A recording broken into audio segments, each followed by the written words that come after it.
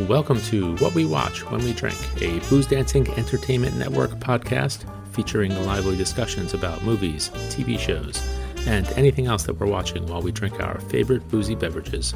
If you enjoy this show, please subscribe on Apple, Spotify, Stitcher, Google, Audible, and anywhere else you get your podcasts. You can also find us on boozedancing.com, and if you have any questions, comments, show or drink suggestions, email us at boozedancing@gmail.com. We'd love to hear from you. Welcome to What We Watch When We Drink, a live stream, not on a Wednesday night like normally. This is a very special one. We are coming to you on a Sunday, afternoon, early, lunchtime, early afternoon, later afternoon, and evening from two continents. That is a lot to say.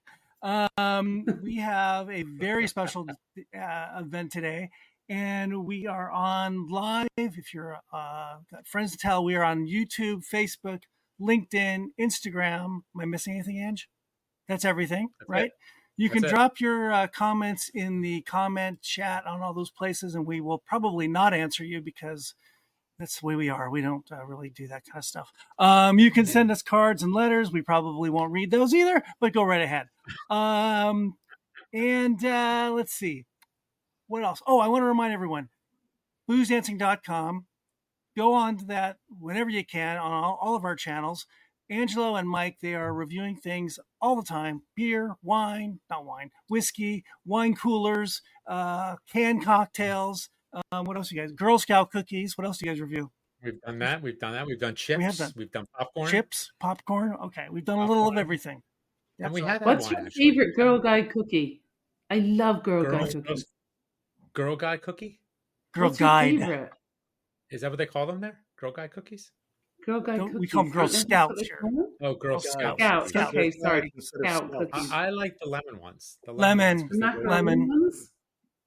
Yeah, the lemon ones go really nice. I should not have started that because I do love a Girl Guide Scout / brownie / whatever kind of cookie.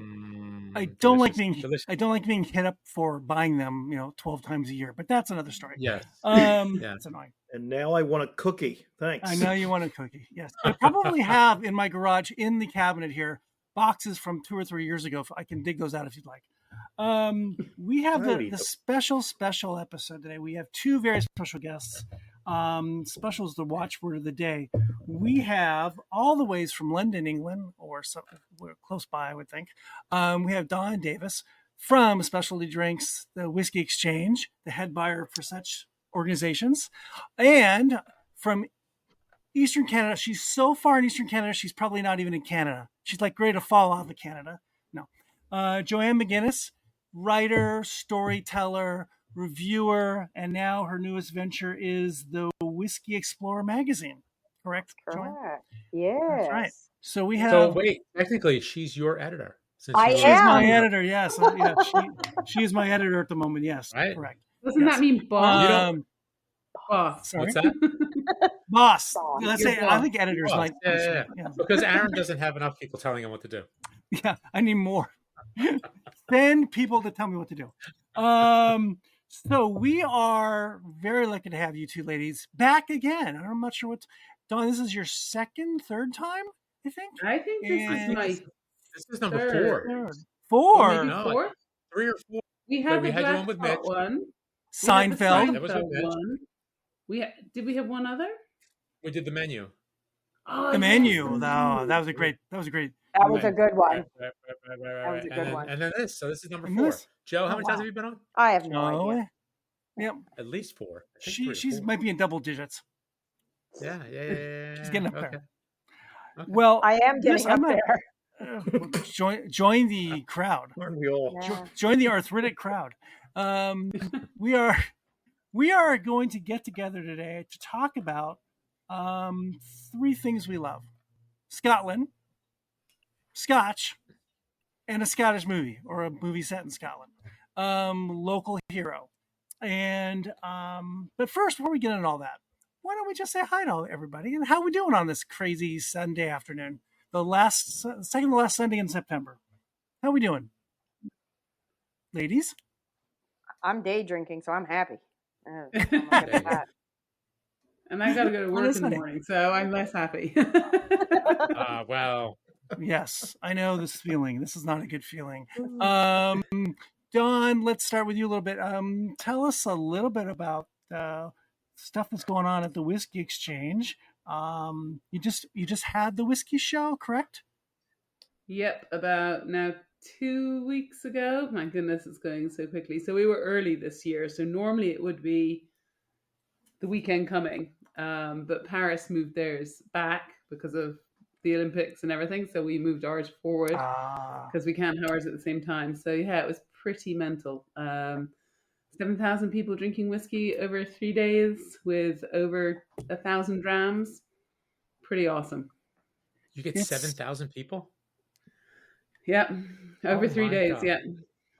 Yeah, you guys are an outlier. I was just talking about that with someone here, and attendance at whiskey festivals here is way, way, way, way down, and because of various reasons, cost or whatever. But you guys seem to be bucking the trend here. How? You know Why? what? I think we just do it super well. My team is absolutely awesome. You know, we really curate everything. We really kind of, there's so much detail. So we've started 2025 already.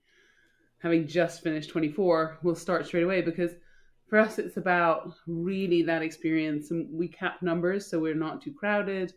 We make sure there's loads of water. We make sure there's food, so we're really making an experience that I think is comfortable for people and that, embraces everyone and is just like master classes are incredible. We did a really funny one with Sekinda, Serge Valentine and Dave Broom this year, which basically just essentially was me taking no one really. No one special. No one you can understand. I know, no, Serge, no one understands. I love him. But yeah, so that was pretty cool. And yeah, just, we try really, really hard to just make it an awesome experience. So what you're saying is we should be buying... really naughty right now. No. Sorry. Kitten alert. Kitten alert. So really, Aaron and Mike, what Dawn is really saying is we should be putting some shekels aside and buying our tickets now. It's on my bucket list. I would really like to go to London to the whiskey show. I mean, I'm going to tell you right now. It feels like I was going to say it's the Mecca. It's the Mecca. It is. Sorry. It's the Mecca. This is the most intriguing podcast of me chasing a cat around the flat. Try and put him in the bedroom. They say never work with animals and kids, but whatever. No, she works with grown children and cats, basically, right? Joe, I think you're right. I mean, I was at a rum, and I'll say this in quotes, festival a few weeks ago here in Los Angeles. There were 15. There might have been 15 booths. 15. Wow. That's it.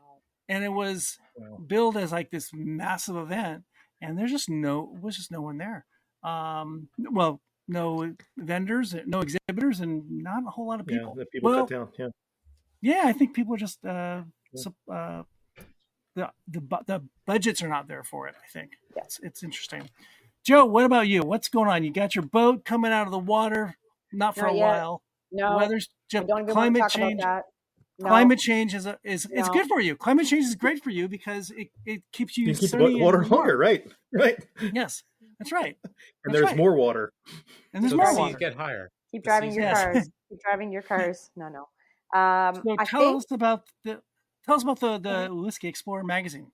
The Whiskey Explorer magazine. Well, we're in our 4th edition, and we're still going strong.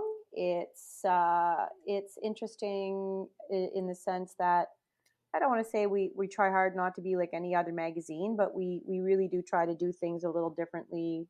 We don't take ourselves overly seriously, and a lot of our writers, including yourself, write from the heart. They can just be themselves and write. I don't want to say whatever they want, but we have some really good writers from a little bit everywhere. Gavin Smith is actually joining us for edition 4, so he's going to write a good piece for us. And of course, we always have Davin with us, Davin Decay, our Canadian expert and wonderful wandering professor of whiskey, as I love to call him. And, you know, we had Lou Bryson for a couple of editions. So, I mean, we have a plethora of experienced writers and brand new writers and people coming into the industry. Because I was part of our Whiskey Foundation as one of the initial mentees, I guess, I try to make sure that we hire a lot of female writers coming into the industry from that perspective. So I think we have 4 now that actually write from us that are graduates of the mentorship program. So I'm a happy girl. I mean, my job is easy. Read the articles, red pen them a little bit here and there.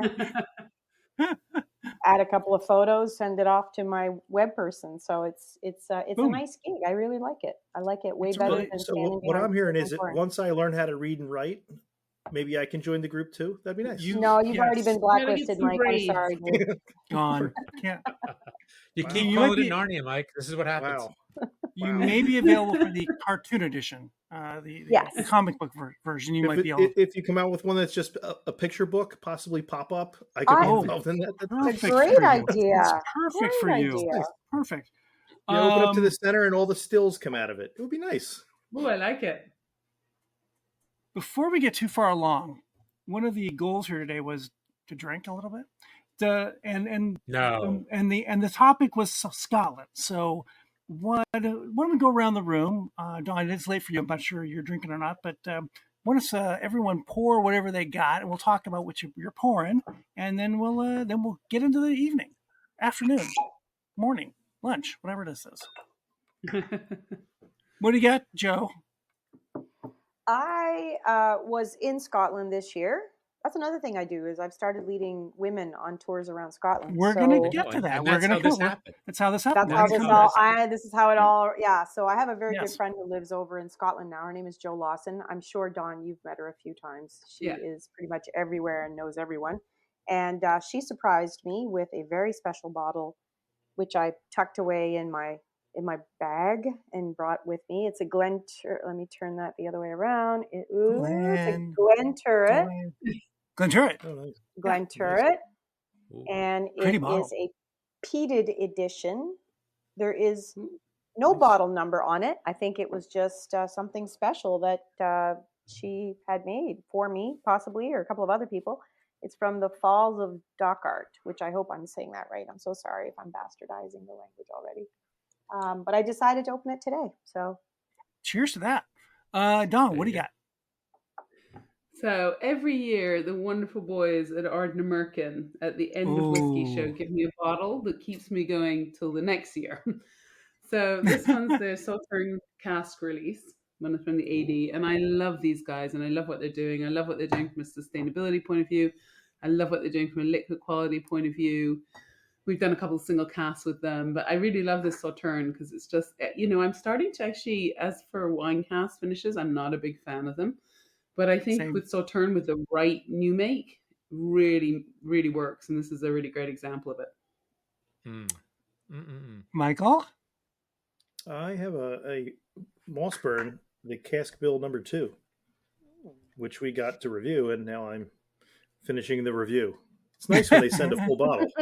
Very nice. Very nice. Reviews are very long. It's a very long review. Ange? Well, I've got one that we reviewed a little while back. This was the number 1 whiskey of 2023 in Whiskey Advocate, the Glenglassaugh Sandend. Oh, I love that whiskey so much. And the bonus, the blender would be another lady, Rachel Barry. Rachel. So the that is fabulous. My whiskey of the year right now. That Sandend. You know what? I was skeptical at first because we drank it in the wrong order the first time around, and I think we were on with you, Joe, weren't we? I believe you were. Yes. Yeah. Yeah, I had this one and I had the Highland Park. Yep. And I drank them in the wrong order, and the Highland Park just kind of like, it was like a death charge. So I really couldn't taste this. But we went back the second time. Oh, yeah. Damn good. It's peach juice in a glass. That little Manzanilla cask on it. I think I might have said that, like a peach cobbler, like a nice peach pie with a little, that little bit of burnt. Just good. Okay. But yes, delicious. Aaron? Now I want peach pie. Me too. Which is peach cobblers just sound really good right now, even though it's 80 degrees outside. The little burnt sugar. Oh, it's so good. I don't have that. Vanilla ice cream. A scoop of vanilla ice cream. Can we Uber that? Can we Uber Eat? We can do anything you want, Joe. They deliver anywhere. They deliver I anywhere. know, right? 2024, anything's good. All right, Aaron, Even what do you got? Even to your boat. I have a Glen Murray that my daughter helped me bottle at the distillery with Ian Allen. This is a 2005, 60.4%. And it was from like 5 years ago when we were there, and that was in the shop, and we bottled that with Ian. So cheers, everyone. Glad we all could get together again. A little clink clink. Ready? Hey, you know what? I think we need the Mitch toast. I think we need the Mitch toast. There are tall ships. Toast. There are small ships. Yes. And there are ships that sail the sea. But the best ships. How very maritime. So here's to you and me. Cheers. Cheers, all. There you go. Cheers. Okay. So where do we go? So why don't we start with where this thing started, this concept for this episode today.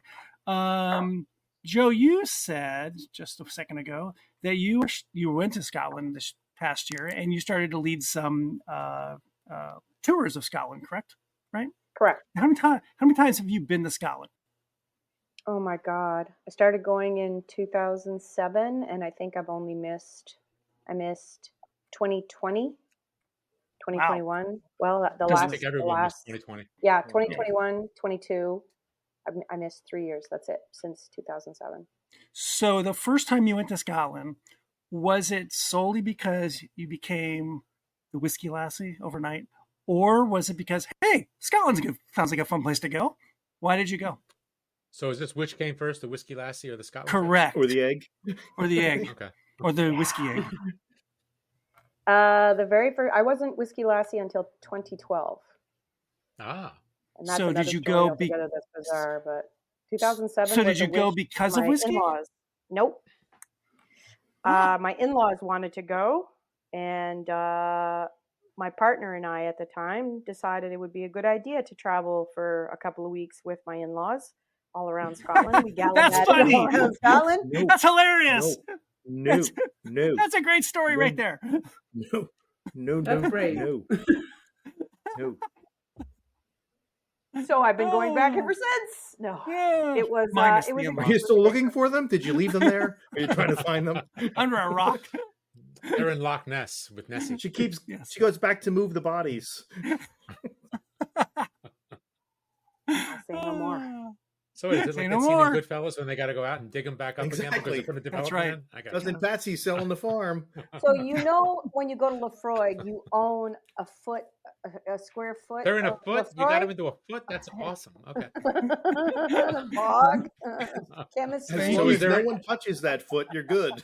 And so if you have have an in-law cask, they were peated and they Well, all you need is various scented barley. Yeah. You just need various email addresses to get another square foot, so you can actually have various places to put said parts if you'd like. It's like just have a lot of email addresses. Gmail, Yahoo, doesn't matter. Yeah, that's all right. Yeah. So, okay, so you went the first time more as a vacation. Was it just aside from the familial issues, were you intrigued by this wonderful country? Were you, maybe I'll go back one day, or never going again?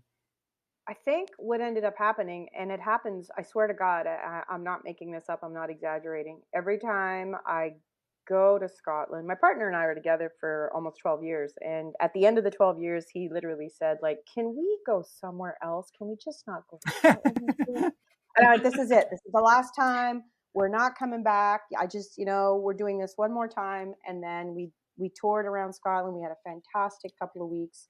And then when we got on the plane in Glasgow, as we were flying over the West Coast, I started to cry. And he just sort of looked at me and he shook his head and he was like, we're coming back, aren't we? I was like, yeah. So there's something in the DNA of Scotland. It's the only country that I can think of all the places that I've been over my lifetime. Maybe with Italy. Italy's a close second. But there's something about Scotland that when I arrived there, the world just melts away, and it's there's no words. It's like seeing the Grand Canyon and trying to describe it to people. There's no way to. It's a big hole. It's really big deep. hole. It's yeah. Don't go too close to the edge. Yeah, about that's that? basically Scotland right there in a nutshell. Don't Don't go to the edge. Don't go too close to the Stay away from regions the edge in Scotland. Yeah, no, don't go too close to the Glaswegians. You fall in love. And, You'll fall into a bar. That's right. You can't understand them, but you love them. don't understand a Dawn. single word coming out of their mouth, but that doesn't matter. You're just like, just keep talking to me and serve me whiskey. I'm happy. I was going to say, just keep pouring is what you're saying. Say whatever How the about hell you? you want. Just keep my glass Yeah, full. bring me to a Rangers How about game, you, pour me Dawn? whiskey. Yay. Yeah. How about you, Dawn? When was the first time you went? I'm sure you've been many times. So actually, probably not as much as Johanne, actually, just because Sekinda was doing most of the Scotland trips, and so I wasn't going up as much. I was doing the rest of the world, Caribbean included, for me. But I actually went up to Scotland for university, and my parents, I had never visited. I just was like, Edinburgh sounds nice. Yeah, I'll go there, and so got into Edinburgh Uni. And my parents drove me, we were living in the States at the time. My parents drove me from our house in the UK, which was in the Cotswolds, up to Scotland. And I'm a city girl. So apparently my face, as we went over the borders, just had this look of sheer terror on it. Oh my God, there's cows. There's a farm. I'm with you. And apparently my mom was just like, she's going to have a heart attack. There's no streetlights. There's no as we sidewalks. was coming into Edinburgh, there was this complete relief on my face as I realized I actually was going to be in the city and I wasn't going to be. Oh my God, a Starbucks. We're safe. So, and then I was at uni for 4 years, and then 1 year I stayed extra because I loved Edinburgh and I loved Scotland. And then I've been up sort of, I would say, every other year probably since, like to various distilleries and stuff, but. Yeah, hopefully a lot more now. And now Sekinda's gone, I can do a lot more. So, you both of you guys, it's magical, right? I mean, Yes. Lots of places in the world are magical, but maybe because we like this stuff, maybe not. It feels like a magical place, even hearing about it. And you have not been there, Mike? Have you? No, I haven't. I know. You're gonna. Once. Come on, guys. Get one. your acting gear. Yeah, exactly. Come next year and then come to Whiskey Show afterwards. See? We said when you went off camera, I said we got to buy tickets. We got to put the money aside. I did it wrong, though. I went with family. I shouldn't have gone with family. Should have gone with Joe's family. I should have How long gone have I with been Joe telling you first. this? How long have I been telling you this? Yeah. I can't shake them. They keep coming. It's because your credit card has a high limit. That's the problem. They follow me. It feels like it's a magical place, even if you've never been there. And I can't even say why. I mean, a lot of literature, of course, and it feels different than than England, of course. It's kind of in the family of Ireland, right? But it has its own little weirdness to it that's cool, right? It's got this, it's very mythical and magical, and then you throw this whole whiskey thing in, this really unique industry that, granted, it's now not so farm based, it's more conglomerates running the show. It still has that magic to it, right? Does to me. Yep. Why? Yeah, very much. And I think actually, we are getting some more of those wonderful small distilleries popping up, which is bringing that kind of magic back. And I think it's such an amazing, Ardnamurchan being exactly one of them. But, I think it's... Good choice. It's got these kind of wonderful... I mean, it's a beautiful spot. You drive up to Skye and you can't believe you're even on this universe. And you're right. I think actually the comparison to Ireland's really good. There's a mythical kind of magicalness to Ireland too. And then you just have great liquid, great people, great fresh seafood. The food was amazing. I was stunned by the food. Stunned by the food. Well, And one of the best Italian meals I've ever had was in Edinburgh. Funny. Really? Which is so weird. That's so funny. Why in the world would the food be so good? It was really good. Yeah. Yeah. It's more than just whiskey, of course, and it's more than just Yeah. sheep, and it's more than just Shetland cattle. There's so much more. And you're right. The topography is just crazy and fascinating, right? You're at the edge of the sea. You're at the edge of the end of the world. It feels like you can see Ireland in some places. You can kind of see, Canada maybe if you really look close. It's just really, I don't know. You've got people that speak Gaelic still. You've got people that speak, I guess it's called English, but I can't understand it. You've got music, you've got culture. It's just history, of course. It's just amazing place. I love it. Joe, talk about these tours you're leading now. How did that start? Well, it was a brainchild of a lady who actually owns, who created, she's the CEO actually, called Next Tribe. And it's for women over the age of 45. And no men allowed. Sorry, guys. And they travel the world. And so they had interviewed me back in 2017, I think, just for an article for Our Tribe magazine, just women doing something different, et cetera, whiskey. And her and I hit it off. Her name is Jeannie Ralston. She's hilarious. She's as quirky and crazy and fun as I am. And so it was like meeting a soul sister. And we kind of talked about going to Scotland together in 2017. And then, of course, life happened, et cetera, et cetera. She went her way. I went my way. We started talking about it again in 2019, COVID. And then finally, in the end of 2022 is when we decided we were going to try to do it. And it took a little bit of finagling because, again, life, I have a full-time job. She has a full-time job. But we finally figured it out, and we started. This year was our first one in 2024. It was a huge success. And so she wants to do it again. At first, she was like, so did you want to do it again? And I went, yeah. She went, oh, thank goodness. So I'll probably, I want to say this will probably be a retirement gig for me, is just start doing it more than once a year. Fun. I'm going to do it once a year for now because I get to retire in 2 years, which is awesome. So I really loved it because it was, not just about whiskey. Because I've been going to Ireland for almost 17 years. Scotland. What did I say? Did I say Ireland? You did. I blame Dawn. I blame Dawn. She said beautiful Irish. She did. I said it first. Oh, oops. Yep. How much whiskey have you had with the day drinking? Nothing. Can we edit that part out? Just back up the time. Oh, sure. So we'll do that. We'll go backwards in time. We'll figure that out. We do not have a competent editor. So. I do a lot of hiking. I do a lot of nature stuff. I'm a foodie. I've visited, I think, close to 85 of the distilleries that are there in the here and now, or the new ones, the old ones. So it wasn't just about whiskey. It was about a little bit about everything. It was about culture. It was about history. It was about nature. It was about meeting local women. We met with Geraldine in Glasgow, Geraldine at the Pot Still. We met with the ladies at the Downs in the Speyside area. We hosted a whole day of just women's events. We met local people. We met Jackie Sutherland. Like, to me, these are the women who, paved the way for the next generation of whiskey women, or people in industry, or people running their own businesses. And so, the feedback I got from the women, there was 12 women, and the women that I had on my tour, I'm sorry, these women are over the age of 45. They are strong. They are well-spoken. They are educated. We had a lady who was an engineer at NASA. We had a woman who was a scuba diver and a SEAL at one point, now retired.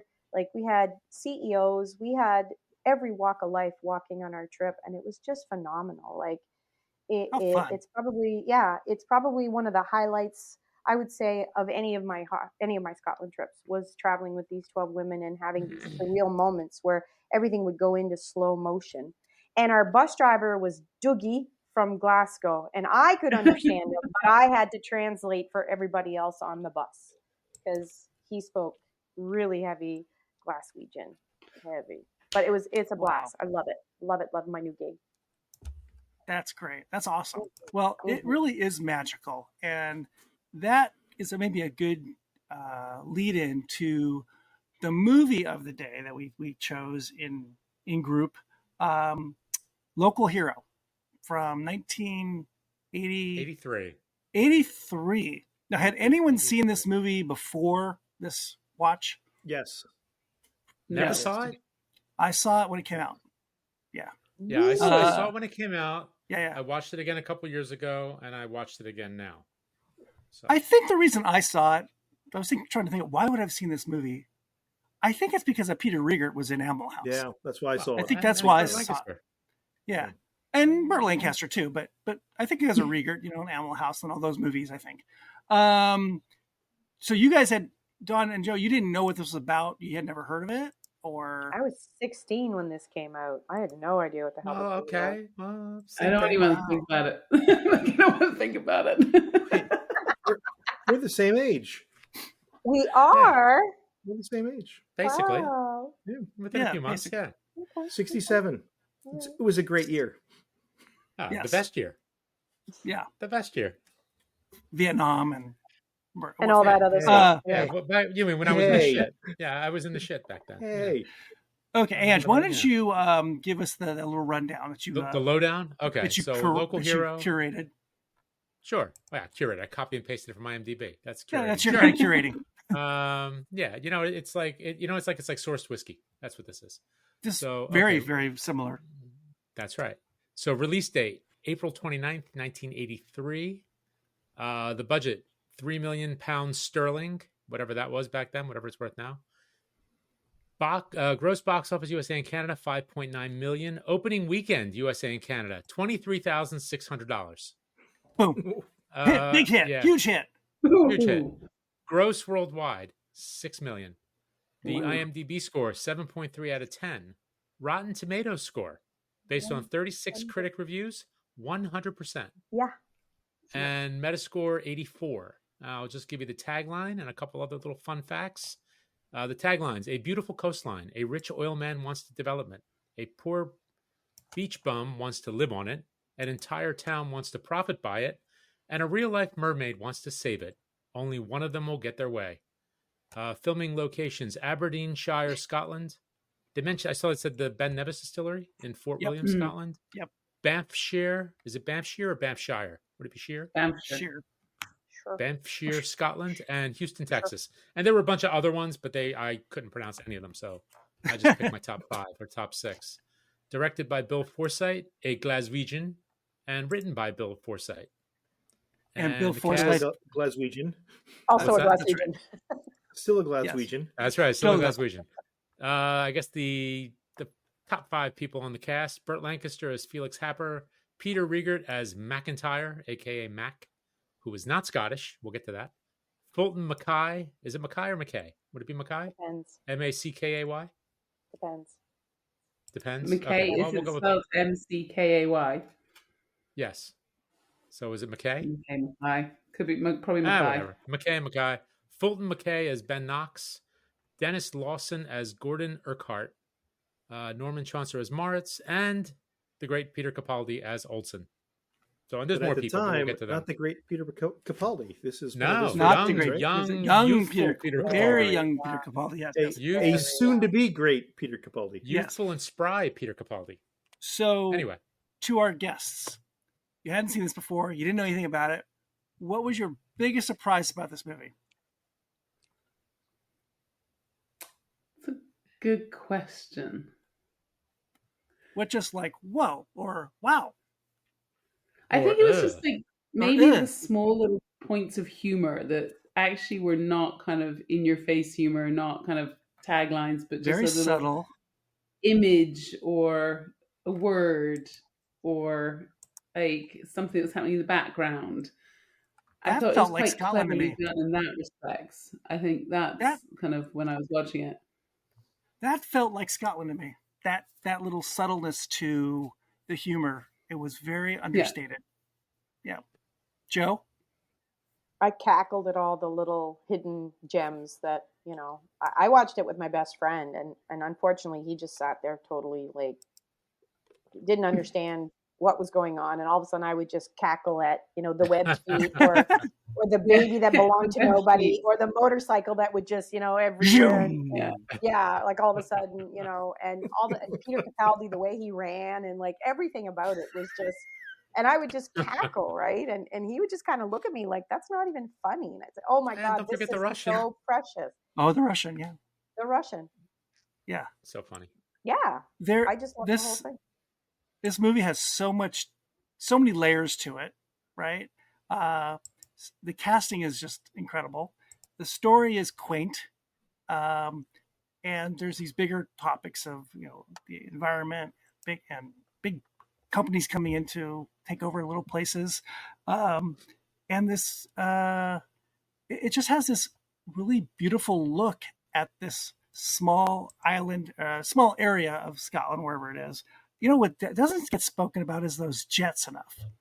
And I say that the reason I thought about those jets is because Glen Murray is up near Lossy Mouth, right? And there's that Royal Air Force Base up there, and I cannot remember the names of those jets. Those, what are they called? They're called hurricane jets. I think they're called hurricanes. Hurricane. And they're flying. Maybe. Is it her? There is a hurricane jet. Yeah. I think they are flying over these thousands and thousands-year-old ruins of castles.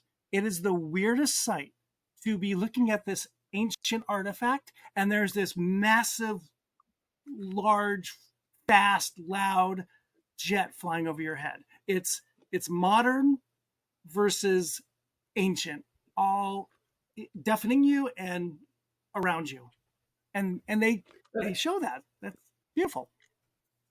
But I quite liked when, I think it was one comment, he goes, well, if they're flying overhead and they're practicing, that means they're not bombing someone else or something like that. That's right. Yeah. Yes. It's quite a nice little aside. I believe they are the first defense against the bad guys, i.e. the Russians, for a lot of Europe. I think the thing is, the one thing that threw me rewatching this, because I don't remember what I thought about it back in '83, is Peter Capaldi.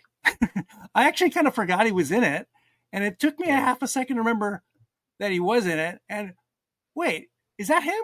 That's weird. That's Peter Capaldi. And I had just finished watching that show on Apple. What was that show, Ange? It's in London. Yeah, I know. Right? And he's a cop. You just keep talking. Yeah, he's a cop, and he's white hair. He's, I don't know how old Capaldi is now. Craggly and he's an old. Is he an alcoholic in it? Like, seems to me he's like. Yeah, I think so too. That's the same guy. He's more like of a drug addict, criminal record. He's probably like, that's right, criminal record. And was he like 20 something in this movie? Maybe. Probably. Ish? Yeah. I mean, he looks young. Yeah. And this is before he's the Doctor, and Doctor Who and all that stuff. Doctor Who and everything else. And he doesn't even. He's not even he's just one of the guys in the movie. He's not the lead. Yeah, and he's not spouting expletives like he did in what was that one movie he did? It was the political one. I can't think of it right now. With James Gandolfini, and it was by the same guy that did like Veep, or I can't think of it. But anyway, I'll find it. Go ahead. So, The Thick of It. The Thick of It. That was the show. I think there was another sort of similar thing. But anyway, go ahead. So this movie, you said Bill Forsyth, right? He's Yep. the Glaswegian guy. So this movie almost doesn't get made, except he had just come off of directing Chariots of Fire and winning an Academy Award. Who? And Bill Forsyth? Bill Forsyth, yeah. And I believe. And the studio didn't want to, they financed him for so much, right? And then they get Burt Lancaster. Well, Burt Lancaster wants like $2 million or some crazy amount of money, which is like blows away the budget. But it's Burt Lancaster. So the studio says, okay, we'll kick in for Burt Lancaster, which is pretty amazing. I don't know who they thought of besides Burt Lancaster, but and he's perfect. He's at the end of his career, kind of ish, and he's great as this old person looking at his past and how he's connected to Scotland and the stars. there's a whole part of the sky that's amazing, and it's really. Can we back up about one thing? Yeah. Was I wrong about that? I don't think he's in. He has nothing to do with Chariots of Fire. Wait. So how's that for? Maybe I had the wrong movie. I think you do. He directed. Oh, I'm sorry. I'm sorry. You're right. He was Gregory's Girl. It's the producer of the movie, not him. The producer. That's right. The producer of the movie was of Chariots of Fire. Right. David Putnam. There you go. That's right. Thank you. There you go. All right. Now we got it. So, the Forsyth did this Gregory's Girl also, which was a small movie as well, but then this movie comes out and it's won all these awards, right? BAFTA screenplay and I think he got I think he might have won a BAFTA director, right? Yeah. Right. So it's got this weird what I think Roger Ebert gives it 5 stars or something, or 4 stars for it. It has a really great long-term review of it, right? It still has a lasting value. It hasn't kind of diminished over time. It's actually seemed to increase in value over time. Thoughts on any parts of the movies, guys? What I thought was interesting was that the Peter Riegert role was going to go to Michael Douglas or Henry Winkler. Yeah, I saw that. Which that's a whole different sort of movie if either of them are playing the role. Yeah, one's a little intense, and one's the Fonz, so I'm not really sure what to do with that. Yeah, and I think Riegert's an interesting character, his choice, because coming off of Animal House. He's I think he did a few other kind of those kinds of movies in there. And this is okay, we're going to get serious about my career. I'm not going to do these drunken college movies. And he's now this guy who's earning his way through this petroleum company in Houston. And he's, it's all about making money and doing the deal and getting through it all. And I don't know that I could have seen it. He's really good at that. And I think Michael Douglas would have been good. I think at that time. You have to think of Michael Douglas in 1983. Yeah, that's true. It was Michael Douglas. A little more intense, maybe. It's a bit harder about Michael Douglas. You needed that slightly lost puppy kind of thing. He was a lost puppy. Yeah. The whole. And you saw him he's just trying to find people to go out with. He's got the scallop shell, and he's kind of lonely. Yeah. He's got the fancy car, he's got the nice apartment in Houston, and he's trying to make connections and trying to hook up with a couple ladies, and things just aren't working out for him. The girl in the office won't go out with him for his last night. Yeah, you see, they don't even talk to him face to face. They all talk to him over the phone. I know. On those big freaking answering machines. I'm more of a telex guy. I'm more of a telex guy. I don't know about this face to face thing. The telex guy. I had to explain what that meant. He was like, my friend Chris was like, "What's a telex?" I was like, "Oh God." I mean, that basically a fax, or is it just a wire service? It was a wire. It was pre-fax, and it was a wire. It was through your phone lines. Yeah, and it was sort of like Western Union. Yeah. What's amazing with the fax, with a lot of stuff, places will not take something unless it's a fax anymore. Really? Because it's secure end to end. It's all analog. Yeah. There's no. Right. It well, can't really get real intercepted. Fax. A real fax machine. Yeah. Yes. Yeah. Nowadays it's all fascinating. What's that? When was the last time anyone used a fax? I had to do it for some paperwork. I had to use a fax. Wow. It was with a bank. They needed it. Now, 20 years. The faxes now are through your computer. Cybersecurity, it's coming back. Yeah, they're very. Can't hack a fax. Can't hack a fax. Oh. Can't hack it. You know what? There you go. That's your marketing point. You could bring it all back. No, there's no marketing to faxes. That's like bringing back 8-track. There's no marketing. Oh, you'd be surprised. Aaron's probably got some 8-tracks. I do not have 8-tracks. Had 8-tracks, but no longer 8-tracks. Yeah. Anyway, we digress. I'm sorry. We digress. Surprisingly, we've digressed. Why don't we, while we digress, why don't we pour another round here and remind everyone that this is a very special live stream. We are what we watch when we drink. We have special guest Johanne McGinnis, Don Davis from Canada and London, respectively. We are going through the movie. London, UK, not Ontario. Right. Thank you for That's correcting right. me. Oh, that is very good to clarify right. that. We are going through the movie Local Hero from 1983, and we are talking about Scotland, where this movie is set. Okay, we started with Johanne last time. Don, what do you got to pour there? You have another cocktail? This beverage? is one of my new babies. Ooh, this pretty. is a TWE exclusive, a Whiskey Exchange exclusive. And I came up with this idea of doing whiskeys for each season. So this is our summer season. We're about to release our autumn season in October. And all of them sort of reflected the flavors of the season. And this one is a 26-year-old Ardnamurchan, bottled in 1997 at 50.3%. And it's got this lovely sort of barbecue, smoky pineapple thing going on.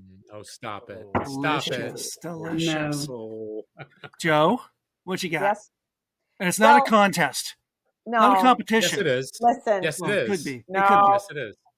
This is me being me. Like, what I Oh, God, really... then it's a blood sport. Weren't What you a I- lacrosse player? Yes, Wear I your, was. armor. That's I was right. a See, lacrosse look out. player. He's going to cross-check you. Look out. Anyways, I'm just saying. Although I could see Dawn playing field hockey. Those I sticks played are pretty, rugby. Those and are field hockey. nasty. Oh, rugby. There you Even go. better. Hurling. See? A little hurling. Steel cage, baby. Sure. Steel cage. All right. Ooh. It's the Ocho. It's the oh my. Or What the was the octagon. question? I'm sorry. I'm totally distracted. What do you? Oh, what do you? drink? What am I drinking? Oh yeah. So one of the things that I thought was hilarious in the movie, and you can all tell me what you think about it, but when Gordon Urquhart pulled out the 42-year-old Scotch, did you notice that the bottle kept getting, like, it wasn't getting any lower every time he poured? It was always like, No, I didn't okay. see that. Did you notice? Do you notice it was a screw top also? ta-da, Yeah. screw top. So Oh! So I was like, Awesome. screw this. I am like opening something that's got a screw top. And what I decided on was it's Stewart's Portuguese Smooth. And the reason I really like it, as you can see, is I make a lot of great cocktails with it. So, but it was the screw top that did it for me. And of course, like I said, you want some 42-year-old whiskey, and the bottle never got empty and the bottle never changed. So I thought, wow, that's some really interesting 42-year-old whiskey. So slammed it. It's the Glen McKenna. Good. Yeah. Angela, what you got? All right. Well, we've got a Glenmorangie, A Tale of Tokyo, which is Mizunara bourbon and sherry cask at 46% ABV. And I guess you could say this is in honor of a man with another outrageous Scottish accent, the great Bill Lumsden. Love That's Dr. pretty outrageous. Bill. He's Dr. And very Taylor outrageous. Ice Cream has literally just launched. Taylor Ice Cream just came out That's as gotta well. be that's got to be Tried tremendous. to come out last week, and then it's coming out again later. Next Is it week. delicious? Is it delicious? I haven't tried it yet. It'll be a vanilla bomb knowing Dr. Bill. Okay. Nothing wrong with that. Good one. He's working Michael? on the Tale of Cleveland, right? Tale of Cleveland. The Tale of Cleveland. We were told it was something with a C. I'm guessing it was Cleveland. Finished in a trash can. An old rubber tire. That An was old rubber already- tire. Yeah. Oil. They Oil got drum. oil drum. Yes, oil Oil drum, drum yes. from Toledo, Yes. from the Sun Oil Refinery. And the Yes. mud hens. Yeah. Yes. The mud And you hens. might catch fire, like the what's that river? the the lake. Cuyahoga? And You're- the Cayuga. the Cayuga? Cuyahoga. Yeah. The Yes. burning river. Yes. What do you got, Mike? Don, I'm wondering what we got ourselves into here. Seriously. I- Oh my God. You knew I what you know were getting yourselves they into, go which is up why and you're down. here. But this Does is it a have to be very broken random. A little tangent. the Offerman cask. Which Ooh, one? the Offerman. Offerman. Is It's that the first toasted? one. First Oh, one. first It's one. Ooh, the first very one. nice. So it's Wow. the charred I oak cask have- at 11 years comes in at 46%. Yum. I have the Bruichladdich Valanche, the Lynn McEwen, number 32, Lynn McEwen, Jim's wife, I think, right? Wife, right? Lynn is his wife or I daughter? don't know. Daughter. Maybe? Lynn was a Daughter? daughter, I I think. don't know. Yeah. This I have was to a check 10-year-old in a. Now, are there any wine people on this podcast? I believe there's a wine got- person at least. We may have a sommelier in the Might be. house. We might have Might one. be. Yes. Wait. This is in a. Oh, there we go. Because the glasses went down. That's the true sign. This is in a. I don't even know how to say this. Rivesaltes. Rivesaltes. I was gonna say that. So Rivesaltes is a vin du naturel. So it's a sweet wine that's been fortified from southwest France. Really lovely, delicious red fruit character with this lovely nuttiness coming in behind. It's great. Rivesaltes fabulous. Yes. So this is 64.4 on the Richter scale. Yes. Is that all you got? So, cheers to all. Cheers. Let's go back to Scotland. Wait, but before we go, let me just ask Yeah. one question. Did they use that cask for much of anything for Scotch? Did they finish that? Is that an unusual cask to finish in? Rivesaltes, yeah. So a couple of people have been playing around with Rivesaltes, but we're seeing more Vin du Naturels coming now. But a lot of people are port, sherry, whatever. But yeah, more people are starting to play with things like Rivesaltes. I think someone else did a Rivesaltes cast not so long ago. I can't remember who. It's more because of the availability of different kinds of casks, where they've kind of played out some of the brands, some of the different. Because you can't get them, or just you just can't find them, so or they're much. too expensive, so they're finding something Marketing new. hasn't told them that they're sexy yet, so Yeah. Okay. that's normally why people use wines There to you go. finish That makes things. sense to me. Someone in marketing has said, "Yeah, it's sexy to use an orange wine," and they don't realize it's the wrong type of orange. If someone put it in a pretty bottle, though, I'd still buy it. That's I'm you. good. Yeah. That's you. I'm good. That's you. Who invited Mike? Honestly, I say no that every problem. time. I swear to God. I don't know. We don't know. We Somehow got to balance out the group. There's some people that are A's, and some people, well, they're not so much. They're not so A's. Let's get back to Scotland a bit. Favorite place you've ever been to in Scotland? Well, I want to say favorite distillery, but that's maybe not fair. But maybe favorite area, favorite town. I mean, Favorite Skye is island? beautiful. Skye is stunning. Yeah. Skye is, when it doesn't rain and there's no midges, it's fabulous. And I love Edinburgh, maybe because I spent 5 years of my life there, and I just love Edinburgh. It's such a great city. But yeah, it's a tough one.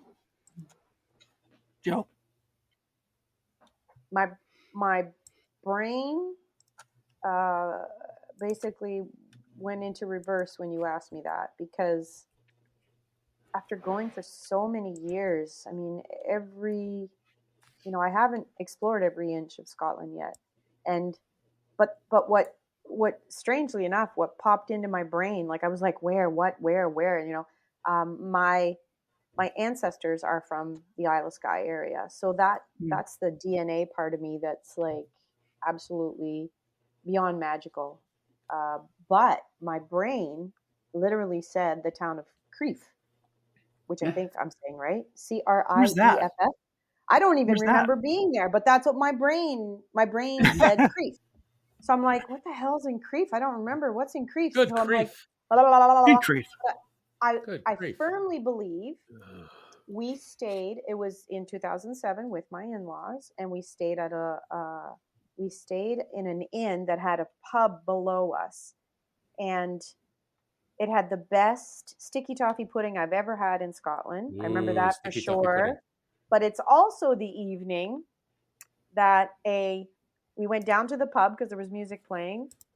And my mother-in-law, someone approached my mother-in-law, looked at her, said good evening, then looked at her husband and said, would you mind if I bought your daughter a drink? Hey now. Wow. Yeah. And so she was just, whoa. Right? And he was not so much, but we had a blast. We danced and we sang and we were treated like locals. And I think that's probably, where that magical door kind of burst open for me that very first time. But ask me where Crieff is. I have no idea. I just know that's what my brain went. Let's see. Where is Crieff? So okay, so the interwebs asks, is Crieff worth visiting? A firm favorite with food lovers and outdoor enthusiasts. Huh. Crieff is a traditional Scots market town set amidst Perthshire's stunning scenery. The attractive and bustling town center supports a wide range of family-run businesses, offering the best of food and drink, clothing, gifts, crafts, and arts. There you go. So I'd say that's a yes. There you go. But where? Like, is it in what part of Scotland? You said Perthshire? We're getting there. We're getting there. All right, we'll get there. So if I look on the map, where's the map? Sure, like sure. I'm sure. So it is west of Perth. Sure. West of what? West of Perth? I don't know. Perth, yeah. So and it's Edinburgh, like northeast of Glasgow. And it's like so going towards. Yeah, so northwest of Edinburgh. Okay. Got it. So that's Highlands-ish? I don't know. Is it? I don't know. I wish I could remember. Lowland? It's Lowlands? Yeah, Lowlands? I guess. Should be ish Lowland. I mean, Highland and Lowlands actually, are such nebulous terms. Yeah. It's about dead center between where, let's say, Dundee on the east coast and the other coast. Crieff is almost like in the middle on that same latitude. So I would say it's inland. Like, it's not on a coast. It's not. It's like somewhere in the middle of nowhere is what I kind of felt. My brain is registering. So, but again, like that's probably I don't even know why my brain just all of a sudden blurted out. So Crieff. the triangle will be Glasgow, Crieff, Edinburgh. They're almost like practically in a triangle. There you go. So probably Lowlands if you're going to designate it. I'm guessing. Okay. I have these memories of. Let's just call it.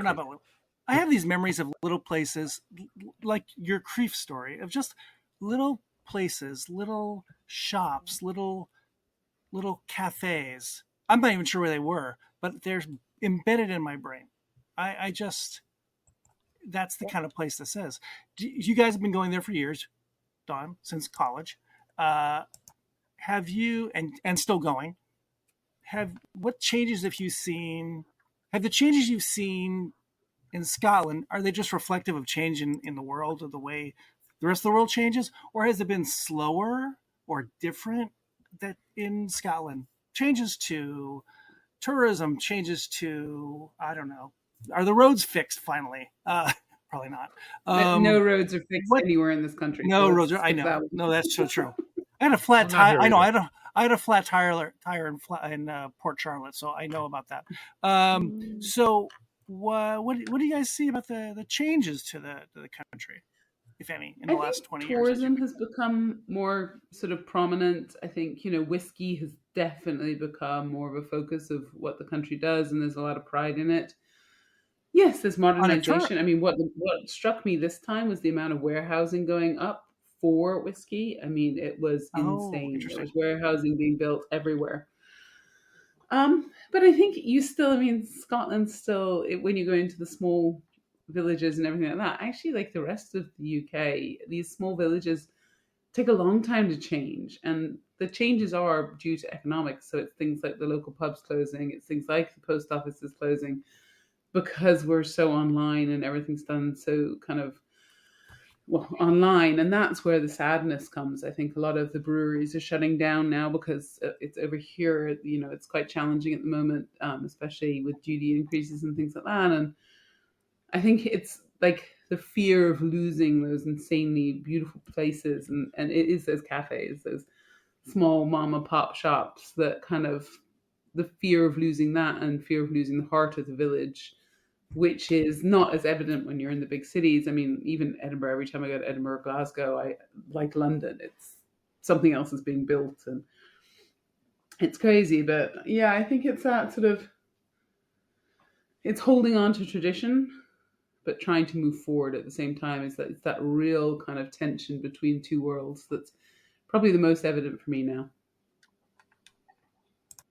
Joe, what have you seen going for whatever 17 years or so? I'd have to agree because I hadn't been since pre-COVID, and so Glasgow I found had really changed quite a bit since the last time I had been. I mean, it still has its, what I call the touristy areas or whatever, and the Potstill's the Potstill, the Bonacord's the Bonacord, but outside of that, there was a lot of new construction. There was a lot of Really big things happening in Glasgow. Edinburgh, I only spent like 24 hours in Edinburgh, so I didn't really feel like much had changed from that perspective. It still looked like, but I was only in Old Edinburgh, so to me, it still looked like Old Edinburgh. Oban looked exactly the same as the way I left it in 2019. I think I might have said, "Don't change anything. I'll be back," whatever. But same thing. Perth was the highway between Perth and Edinburgh was still as congested as always. So it was just like, it felt like home, but with a couple of new faces, new facades, same areas. I felt at home. I felt like I hadn't really missed anything other than maybe, a couple of new shops here or there, or like I say, but Glasgow was, like I say, a lot of construction. Felt like a lot of wow, when did this pop up type of thing, right? So, I mean, is it the kind of thing like a lot of cities in the U.S. where they're like, old industrial town, and now they're becoming, for lack of a better word, the Brooklynization of, Glasgow. That's what it felt like to me. It was much more modern. It looked less, because I'm from a blue collar town, right? And so Glasgow, to me, you'd have to know New Brunswick. New Brunswick has two, what I'll call big cities. We have the white collar town, which is Fredericton, and we have a blue collar town, which is St. John, which is much more industrial. So it's easy for me to say I feel close to the people in Glasgow because that's what I'm used to here in my hometown. Whereas Fredericton, which is like the capital and much more white collar, it reminds me a lot of Edinburgh. So it's that kind of feel to it. And I found Edinburgh was still blue collar, but it just had a new, more modern look to it in certain areas, which was kind of cool. So Glasgow is Philly and Edinburgh is New York. Yes. Yeah, I think that's probably a good analogy, but on a much smaller scale. Much smaller. I mean, to be fair, Glasgow and Edinburgh are like two warring factions. It's like Philly and New York. Yeah, exactly. Edinburgh's full of constant people and foreigners because all the universities are there, and then Glasgow's the cool, hip, kind of more kind of vibey city. And it still very much is like that. Same. Okay. When we were in Edinburgh, we were warned to go to Glasgow because of the Glaswegians, that they're apparently bad people. No, they're not. And they are. They're saying Edinburgh told us we shouldn't go there. They're the Neapolitans of Scotland? Exactly. They are the Scottish Neapolitans. I was there. Go with the knights? I think maybe they're Turks. Yes. I was there about 6 years apart. And like 2014, I believe, or 2013, 2014, and then in 2019, I believe, right before the pandemic. And I was surprised how much there wasn't change. It was hard to get internet service. It was hard to get Wi-Fi. The Wi-Fi was still bad and the roads were still bad. And I'm guessing that'll never get fixed. And I actually liked that quaintness of it, right? Yeah, that it didn't just jump in like being in Brooklyn. But you're right, in the big cities, there's a little more, modernity, I guess, going on. And that's okay. But as you got away from that, Isla and wherever, in the north, the small towns are the small towns. The farms are still the farms. And the smaller towns, there was like that little area, that one road, that one street, like every little town in America has, that has got a little bit hipstery. There's a cool restaurant and there's a cool bar, and it was okay. That's okay. Cafe, it feels like it's a cafe. There's a coffee place. Yeah, it felt like there's change. There was change, but it wasn't like dramatic. But probably more so in the big cities. I like that. Slow. It's slow, and I think very slow. Actually, the one thing you're now seeing is the distilleries popping up. I mean, Isla has like 3 new distilleries. That's right. It's just crazy. Even Edinburgh now. Well, I went to Leith to visit Leith Distillery, which has just come online, which is the vertical distillery, and just so many new ones popping up left, right, and center. It's pretty crazy. It's funny you said you saw all the warehousing being built for distilleries, which totally makes sense, right? If you're in Kentucky, you see that too. But the other thing that we have, and I'm sure you have it too, and I'm sure Scotland has it to some extent, is we have warehouses going up all over America. but it's not for distilleries, except in Kentucky. It's for Amazon, right? It's for those huge companies that are Costco's and whatever, that are just, that's the warehouse space getting built here, of course, not for whiskey. In fact, here's a funny story. Speaking of Costco, I assume you have Costco in the UK, right? Yeah, right? Yeah. A Costco is being built here in Los Angeles. It just got announced over the weekend. And because housing is such a shortage in America, especially in Los Angeles, this Costco is going to have 800 units of apartments built on top of it. Which actually you can live over Costco. You can live over. You will be able to live over a Costco. Wow. Which actually, you think about all the space. We always start thinking about finding land to build houses. Why don't we build up? There's already buildings. You can't really retrofit a lot of buildings, but new buildings you could. So it sort of makes sense. And if I would love to live on top of a warehouse story. The angels share. Yeah. Yes, they can come to my apartment. If you could somehow capture that inside your house. Yes, it could power your internet, maybe, somehow. No, I'm thinking you could bottle it, not power anything. I just want to bottle That's right. He didn't see the quotation marks, Mike. I got you. Quotations. I saw it. I would be constantly, living above a Costco. Maybe I don't know. I'd be constantly. I don't know. It could get expensive. I can't even. Yes. Think not just the Costco, but any warehouse. But some of these warehouses that we have here, probably just like the warehouses for distillery warehousing, they're huge, right? Yeah. And here, space is such a premium. Put something on top of it. It actually kind of makes sense. Whether it's a retail establishment or anything else, it kind of. But here's the question: would they do a little would there be a Costco convenience store? Because the whole point of Costco is you buy in bulk, you store it. Well, you're living in an apartment, which is a much smaller space. Exactly. So where am I going to put my 14 rolls of Bounty and my 37 rolls of Kirkland brand toilet paper? Yeah, maybe they'll have a separate. Maybe they've got like a little 2,000 feet of dental floss. Costco is. Upstairs. I don't know what the equivalent of Costco is in other countries. It is just an amazing Costco retailer. Yeah, Costco. Yeah, is the equivalent of it's an amazing retailer. I have never been inside a Costco, and my number 2 loves Costco, and he was like, we're going to Costco today, and I was like, I'm not going to Costco. No. See, I'm very particular. I buy my fish from my fishmonger. I buy my meat from my butcher. I buy my veg from. That's all about living in London. Person. That's what you do. Yes. Costco. You know about the United States. We have all these different rules in every state. Not every state you can buy alcohol in Costco. California, you can. It's amazing. I mean, you follow some accounts on Instagram, whiskey accounts, and it's which Costco has what that somehow they've gotten. It's it used to be you could if you saw Lagavulin 16 in a Costco, that was like a big deal. Now they've got all kinds of interesting things depending on where you are in the state. And the Kirkland brand is like this whole separate universe where they actually. I just finished a bottle of their Isla, a single malt Kirkland brand. Mm-hmm. I'm guessing it's Kalila. It was really good, and it was $39. It was you can't beat it. It was very, very good. And they have the power to go whether to wineries or distilleries or I don't know about breweries, but the power to get what they want. And in pricing as well. Which is a shame. So because it's only everyone loses at the end of the day that's making it. That's right. I'm like the Walmartization. That's it.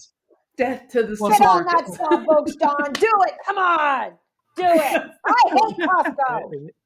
In the great state of New Jersey, you're only allowed 2 licenses. So Costco can have 2 licenses, and Walmart gets 2 licenses, and whoever else gets 2 licenses. For the whole state. So you're through the whole state. Yeah, Denver's so you can't have that here. You don't get that, monopolization of power, and these are the brands we're going to sell. And if you don't like these brands, we don't care because these are brands we've got to deal with, and that's what we're going to sell. Yeah. Controlled state. Sir, are a whole different story. Okay, let's zip back. Go ahead. Yeah. Go ahead. No, you go ahead. No, you go. I'm with We're talking Don. Costco. Like I live in a small town, right? Well, I live in a small town. To me, it's a small town. It's Canada. The whole thing's a city. small town. No, It's one big small town. Once again, I must apologize for my comments about Canada. Right. Pick on Joanne Week is October 17th. You missed it. It's like you got to. Oh, we missed it. Mind. No, we didn't miss it Yeah, yet. It's coming up. Year. It was coming last up. year.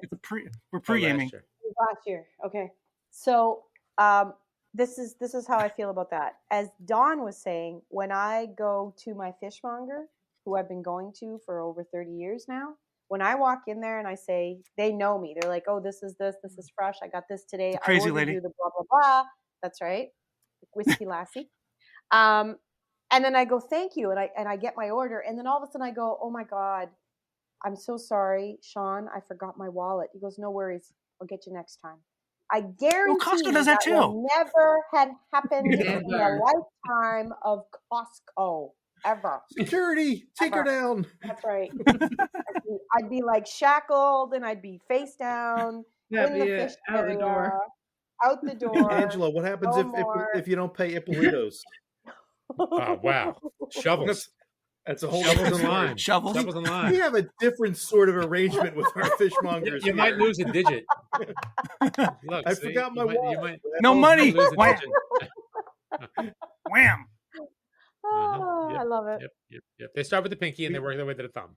We have our fishmonger is Ippolitos, and their trucks say Samuels because it sounds less offensive. Absolutely. What is Samuel going to do? No, He's not going to do anything. Less sketchy. But Less Ippolito sketchy. Ippolito wants to be paid. That's right. Yeah. That's right. That sounds Sicilian right there. A reminder, this is what we watch when we drink. It's a live stream. We are two special guests, Don Davis from London, the UK, and Joanne McGinnis from New Brunswick. We are talking whiskey. We're talking Scotland. We're talking Costco. We're talking, what else we're talking? We're talking about local fishmongers. Fishmongers. Fishmongers. And fishmongers. And they're trashing Costco. Right. And local hero. We like to always look at these movies, these shows, and we like looking at the casting, and where these folks were, where they went to, where they were before. This is usually Mike's bailiwick.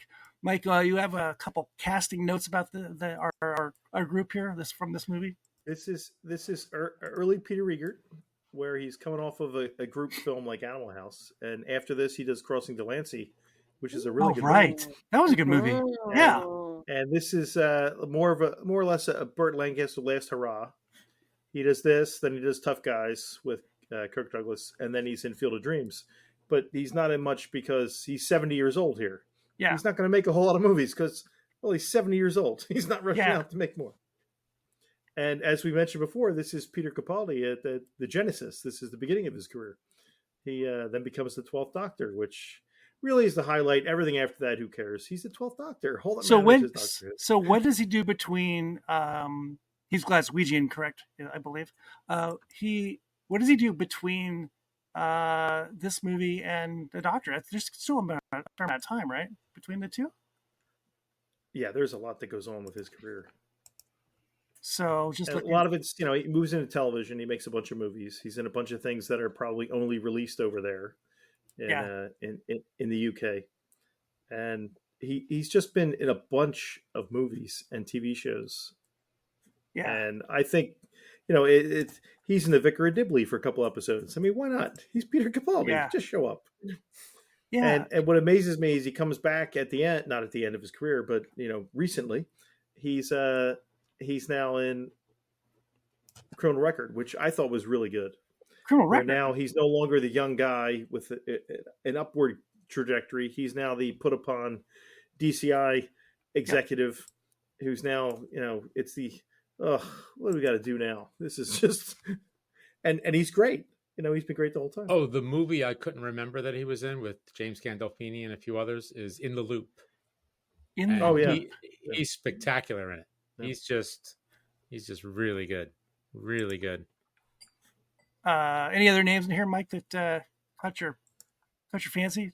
Dennis Lawson, who plays. I really didn't notice too many. They all look so familiar, right? Urquhart, he plays the Urquhart. Oh my gosh! Oh my gosh! What? Hold on. Are you guys sitting down? Yes. Yes. Okay, checking. Dennis Stamper Lawson, Scottish actor, born in 1947. He was born in Glasgow. Are you sitting down? But grew up in Crieff, for the sure. Oh no! Is that amazing? Inconceivable. I just got Inconceivable. That is crazy. Look at that. And I literally have goosebumps. I swear to God. That is so funny. He's been in the very small production many times called Star Wars. Yes, I've heard of it. Yes. Empire Strikes Back, Star Wars, Return of the Jedi. He was in The Rise of the Skywalker. Plays Wedge Antilles in Star Wars. He's one of the pilots. He's one of the at the end. Which he played one of the young pilots, and then one of the, I guess, more seasoned veterans. Later on, correct? Yes, yeah. So he has an interesting career as well. Who else is in this? The ladies. There's Jennifer Black. That's Stella, who Peter Riegert falls in love with. She was kind of an odd career. You don't see a whole lot about her. She was in some Taggart, Taggart was a pretty long-running, wasn't it a long-running police drama? Yep. She was in that. And what was the other lady's name? Her name was is that Jenny Seagrove? Marina, the webbed foot. She's a mermaid. Yep. She was in One with Substance. She was in The Guardian. That's a William Friedkin horror movie. A few things, small, nothing big, nothing massive like Star Wars. I'm fascinated by the fact we always like the music side of things. Mike likes the casting. The music, the soundtrack was done by Mark Knopfler. Say it. Yeah, that was awesome. Yeah. You want some fun facts? You want some fun facts about the music? Sure. So this is the first film he scored. He provided not only the main score, mostly consisting of classical guitar, but filled the fast-fingered country guitar licks during the Knox radio station announcements while Mac is driving the film's opening. The film soundtrack, scored by Dire Straits' Mark Knopfler, sold better than the movie itself. And it helped Knopfler, with his whole film composing thing. From there, he went on to do some movie Cal, he did The Princess Bride, and he did Wag the Dog. Nice. And he scored a BAFTA nomination for the best film music. No way. Oh, and Aaron, remember you had asked me about you were looking at musicians when they were playing in the Cayley? So the piano player in the Cayley band is Alan Clark, who was a former member of Dire Straits. So there was a musician from a big band, we just didn't know who he was. Cool. Remember there was that time where there was, you get these rock stars kind of jumping into making soundtracks. I'm not sure that's so much anymore. Occasionally, but the Mark Knopfler is a big name in '83. Mike, yep. MTV, and got his money for nothing. Got his money for nothing. For free. Money totally. for nothing. Yeah. And his Princess Bride. That ain't one working. of my favorite movies. That's the way they do it. Yes, it's great. It's great. This is and there's one other character who plays the Cal, and he is a very young John Jackson. Okay. Who then goes on to be in the show Jag, playing Admiral Chidwigan for almost 200 episodes.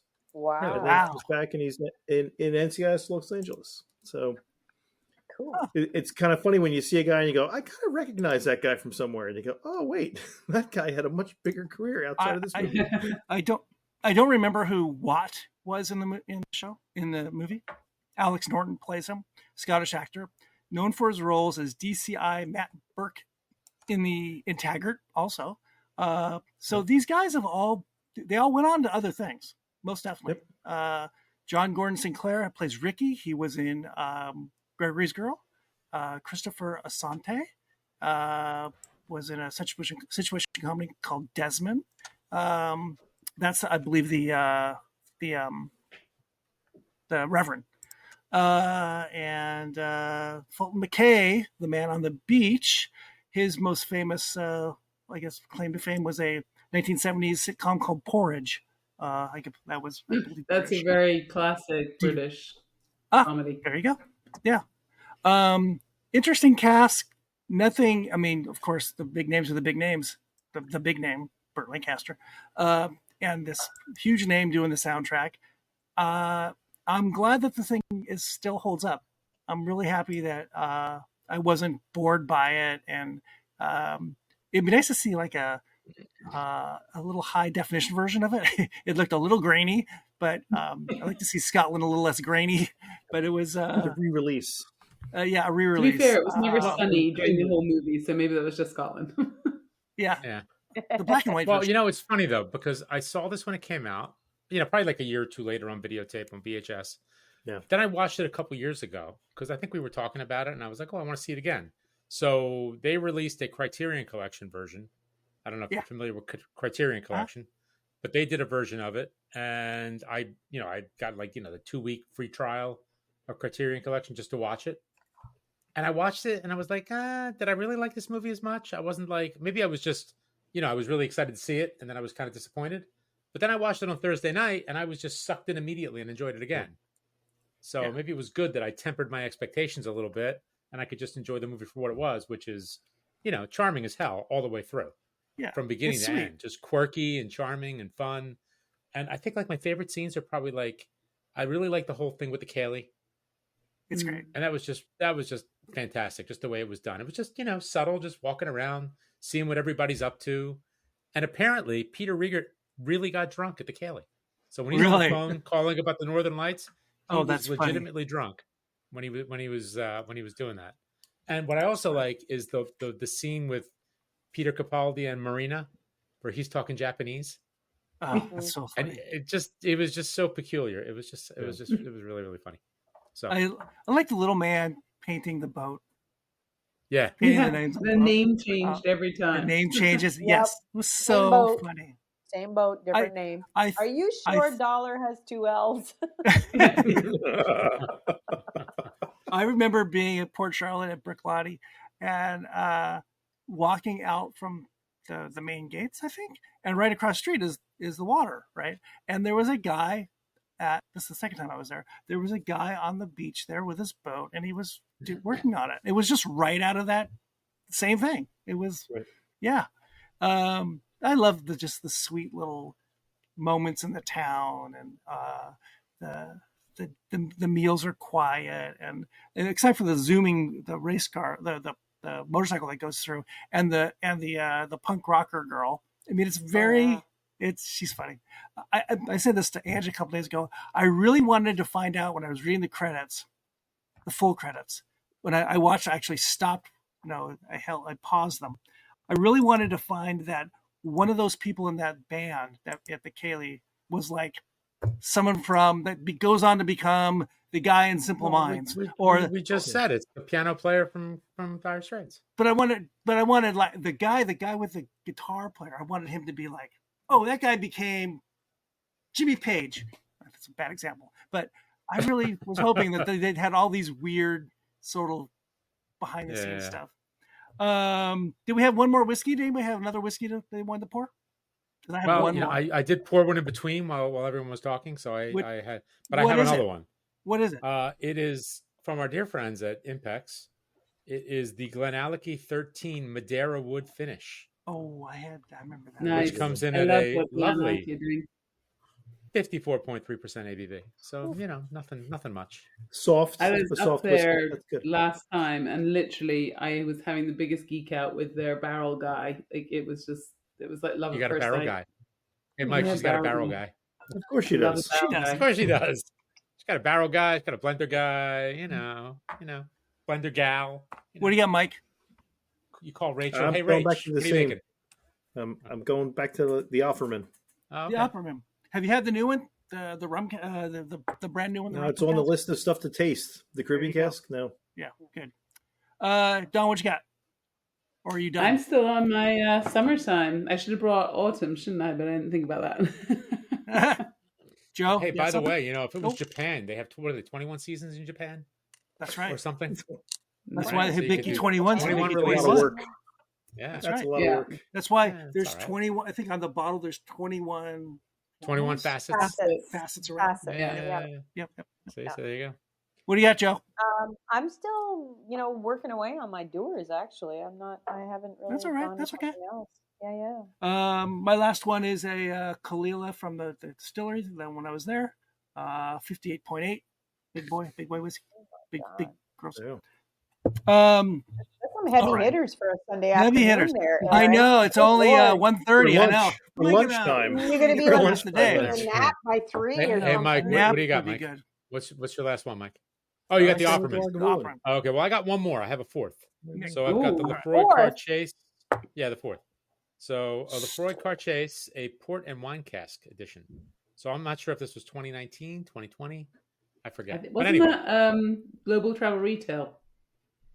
No, we got it here. This was the. Oh, you Car had it Chase. here. I think in the UK, I think it was Global Travel Retail. I can't remember. Oh, okay. No, we got. Oh, it that's here, interesting.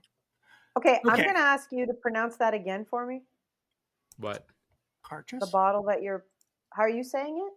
I don't know. It's a Car Chase or Carchas? I think it's Carchas, right? Don't ask me. I'm terrible when it comes to. I always thought it was Carchas, but That's what I thought. I'm Canadian, so the hour and the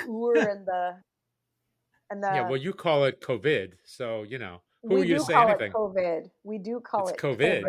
COVID. Not I always COVID. thought it was the Cardias, but I'm not allowed to use it anymore. So Cardias is COVID. how we say it. I'm not Cardias. allowed to say anything.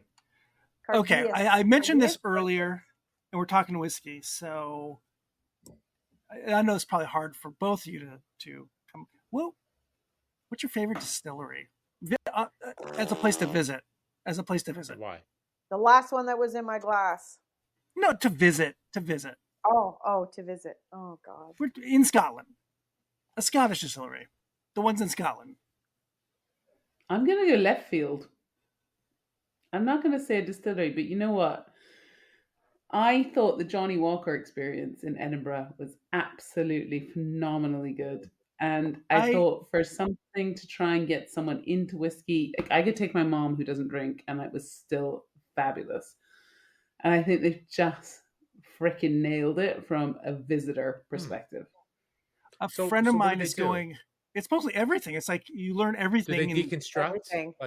Yeah. It's like you move through it. It's like really interactive, and they have actors doing all of the kind of production. There was this one absolutely amazing woman who was just genius, and she tells the story of Johnny Walker. And I mean, just genuinely, everything was so detailed that you go into this highball room and you create your own highball. And I just thought how they'd brought whiskey to life was absolutely fantastic. I would highly recommend it if you're a geek all the way down to someone that doesn't even like whiskey. It's immersive. It's almost 4D. It's almost 4D. Like it's a really cool experience. So okay, so whiskey show and then train to Edinburgh for the experience. Yeah. Okay. All right. I'm sold. And then Creef, if you want to be told, if you want to be bought a drink. I'll go to Creef. It's right there. I'm right there. I'll do the triangle. The Creef triangle, yes. We'll do the triangle. We'll do the Glasgow, Edinburgh, Creef triangle. We'll just go better than the Bermuda Triangle. You won't die. You'll get drunk. Well, you might die. You might die. But how are you going to die, Mike? Wait, Mike, how are you going to die? Full. That's right. Full. Happy. You guys, ladies, have seen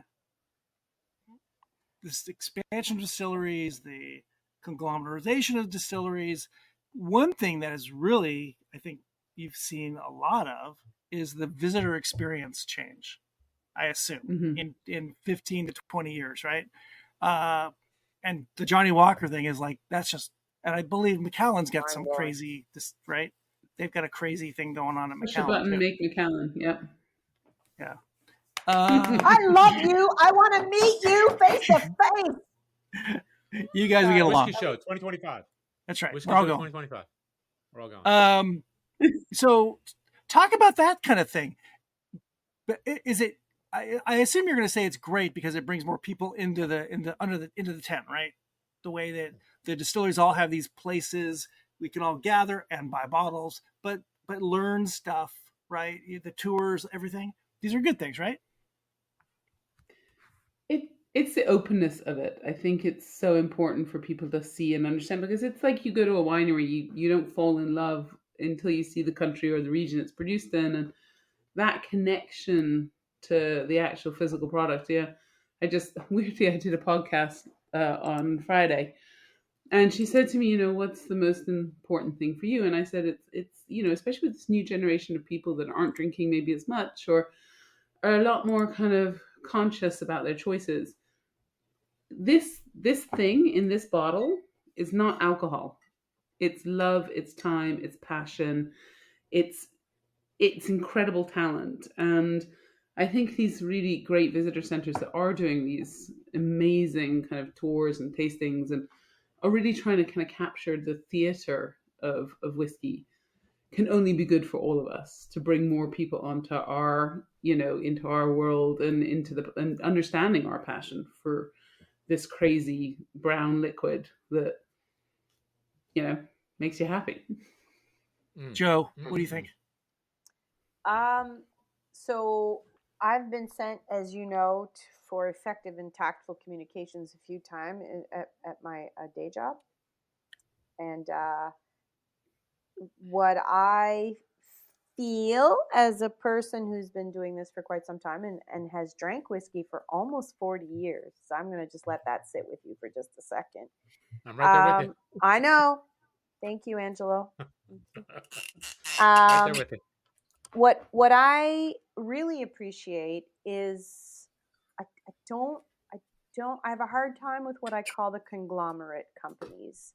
I find their experiences are very, I don't want to say pedestrian because that's not the right word, but I much prefer going to the smaller distilleries and really getting that one-on-one, getting the feel of the DNA of the people that are there, the DNA of the story, the no nonsense, no marketing bullshit. I got to stand in line. I need an appointment. It's all about drinking the 40-year-old whatever at the end of your tour. That's not for me as a whiskey drinker. I love. I'll give an example. The cairns. I brought the girls to the cairns. See, brilliant I brought the girls experience. to the cairn. And that was, for some of them, that was the first time they had ever been to a distillery. So that was their first experience. And our tour lasted an hour and a half. It was phenomenal. We tasted some great whiskeys afterwards. And the feedback I got was, if this is what whiskey is all about, is that, quiet learning, understanding, then tasting something crazy for them, which was, I had a bad experience at university. I really don't want to taste whiskey, but then tasting something and being open to flavor profiles, DNA, discussion, like tasting something, not being told they can't take a photo, not being told, et cetera, et cetera.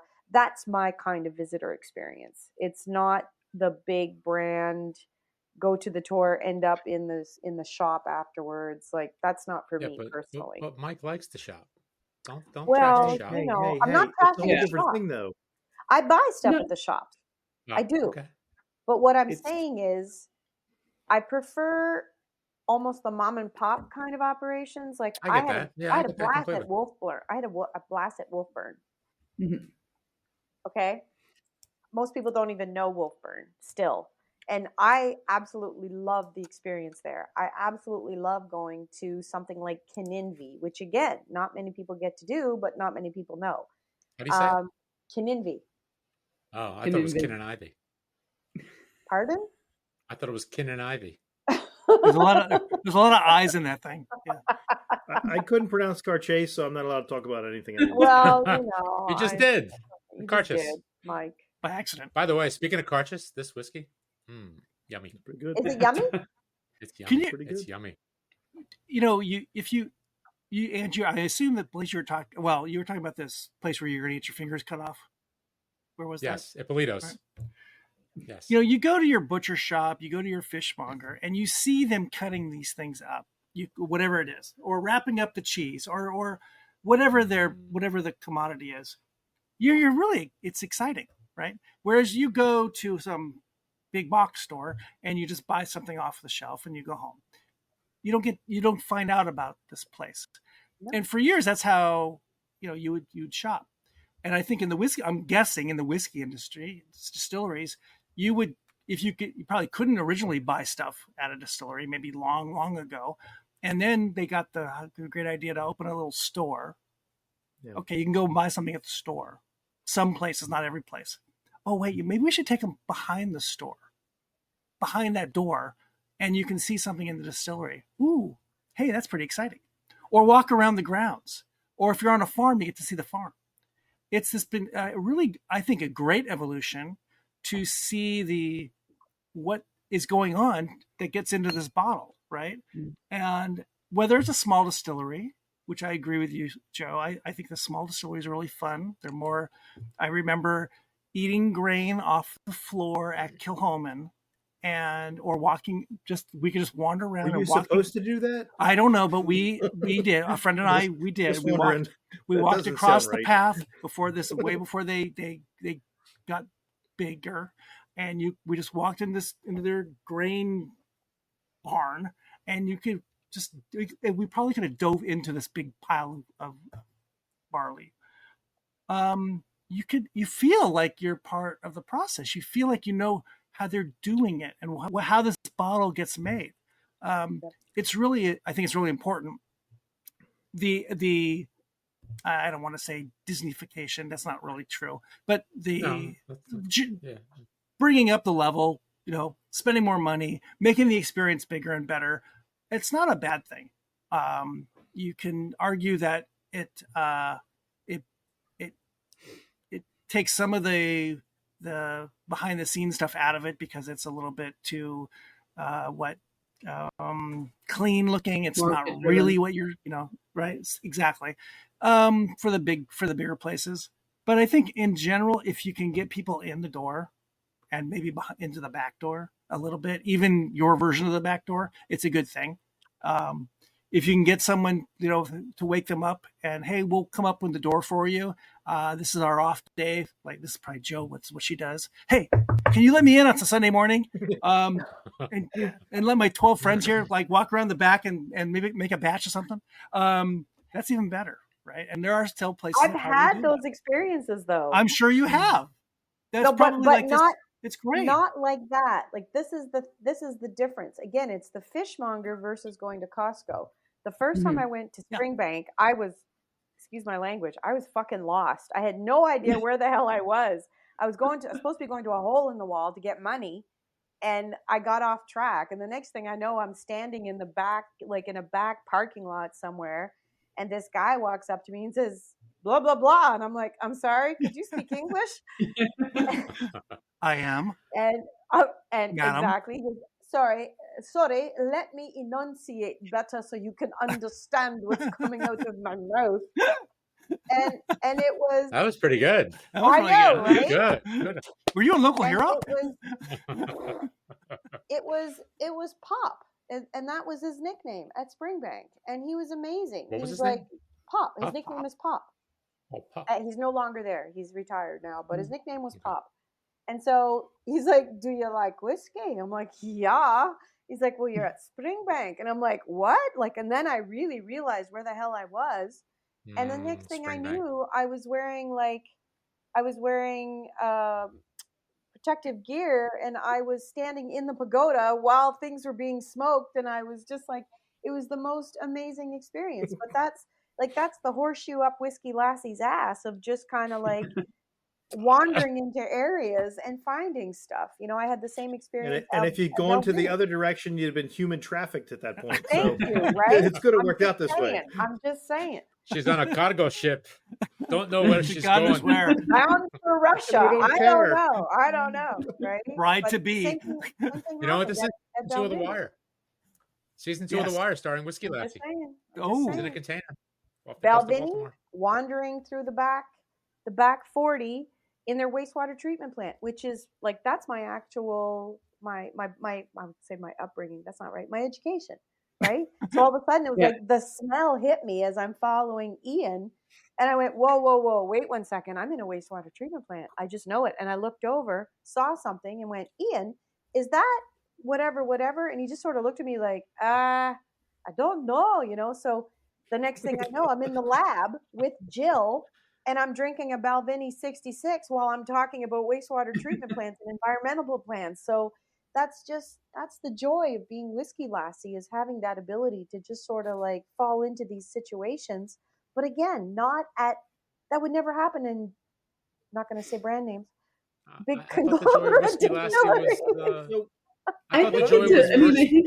I think it depends. I think sometimes the distillery is the difference. Like there's some distilleries that, like you, Joanne, I will not name, where you get to the end of the tour and they're like, drink responsibly and buy all the whiskeys in our shop, and you're just like, oh god. Right. And then there's others like I went into Lagavulin on this trip, and the girl there who did our tour was absolutely phenomenal. She, her grandfather worked in the distillery, her father worked in the distillery, and that's still a big company, but it didn't feel like a big experience. And actually Port Ellen was super interesting as well. I think, okay, it's uber luxury, it's like this, but I was actually pleasantly surprised by the transparency there. And it wasn't like smoke and mirrors, and I didn't have to watch a video. I mean, anyone that makes me watch a video, I just want to punch. I mean, that is just a given. We should not travel with you. We should travel with Jo, because she doesn't want to punch people. Hey, Dawn, who gets punched? Oh, I do. Who gets actually. punched first? Who would get punched first? The person that makes you want to watch a video, or the next, funky gin maker that wants you to sell their beer? Oh, that's tough. First? No, gin makers don't bother me anymore. They know now. Oh, they know. Oh, they gave up. They gave up. Good. See, you sent the message. I think Joe's punching me. Everyone's punching you. Everybody's punching you, Mike. Poor Mike. See, by the way, that's the other joy of being the whiskey lassie, slapping you around. I still want to know if Aaron, Gilo, and I, if we some like it hot. Yeah, I was going to say, can we do that with you, and we can go over and we're good. We're all part of the ladies. We're just lasses. Don't hit us. We're not attractive. I mean, obviously, Aaron and I will wear wigs. So I think all of us will wear wigs and a lot of foundation garments. Yeah, that's a totally story. Yes. I totally get all this. I think it's so Spanx, true. Mike. Spanx. You want people to be some sort of test to that. I'm not sure. It might not hold. You want people to get into the door. You want them to learn about this thing, and you don't.